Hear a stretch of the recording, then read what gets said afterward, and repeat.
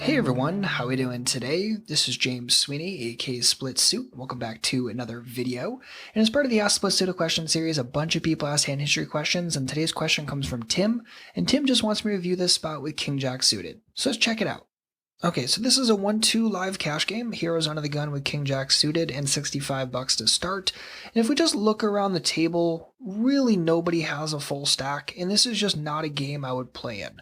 Now, this isn't said to crap on short stackers or make people feel bad who didn't reload or anything like that. This is just simply when these stack sizes are really short, there's just not as much flexibility. You're forced to have hands both preflop and postflop more often. There's just not as much flexibility as there is as stacks get deeper and deeper. And typically that means your edge is going to be reduced further and further.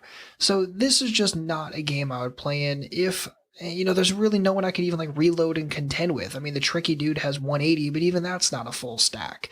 So this is just a situation where I wouldn't play, but we're still review the hand nonetheless.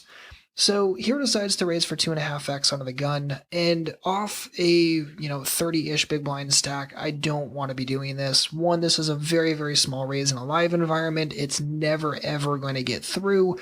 You're going to be picking up 1, 2, 3 callers a very large chunk of the time.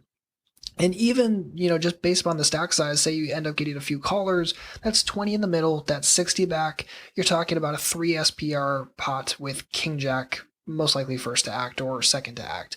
So it's just not going to be a great situation. So if you want to try to really contend for it, maybe, but even still, I think you're a little too early, and I wouldn't waste my time here. I would just fold this off of the stack size we have. So end up getting a call, and somehow only end up going 3-way to it. Go here. Hero decides to fire for 12, and yeah, typically I'm just going to be firing this as well as played, and again, we're sitting here with 3 SPR, so we're kind of just in stack off mode. We end up getting called by the tight dude and the tricky guy, okay, and the turn is an interesting queen, and at this point, Hero decides to check. So I get why Hero probably checked here. He probably checked hoping to induce a bet from something, whether that's like a Jack 10, Ace 10, whatever it is kind of hand, hoping that something would bet for him. And the fact of the matter is I don't think anyone is going to be stabbing that draw a large chunk of the time. I don't think anyone's going to be stabbing here if they have something like pocket sevens. I think they're just going to try to take it for cheap and get to showdown. I don't think you're going to be inducing a bet here very often. Not from the tight guy especially, and even from the tricky dude, I don't think you're going to be facing very many bets. This board is just way too specialized. So because of that, I'd much rather see Hero bet again, get those second best boats to get sticky, and just go forward from there. Yeah, you're probably not getting a tremendous amount of action from draws anymore, but it is what it is. I also don't think you're getting a bet out of them when you check to them either.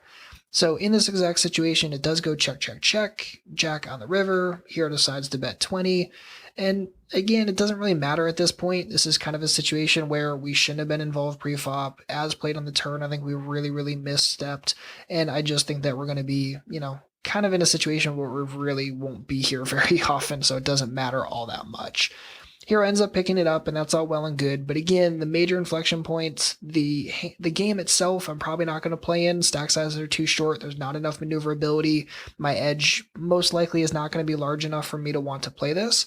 And then 2, as played, always make sure you bet that turn. There's just no reason to think that on such a specialized board you're getting a bet from them, so you might as well just hope that you can generate a call from them some percentage of the time and go forward from there. So Tim, thank you very much for this hand, and if you or anyone else has a poker-related hand or question, feel free to send it to me directly at splitsuit.com/send. And if you have any comments or questions, please don't hesitate to let me know. Otherwise, I'll see you back next week with a brand new video, and in the meantime, good luck out there and happy grinding.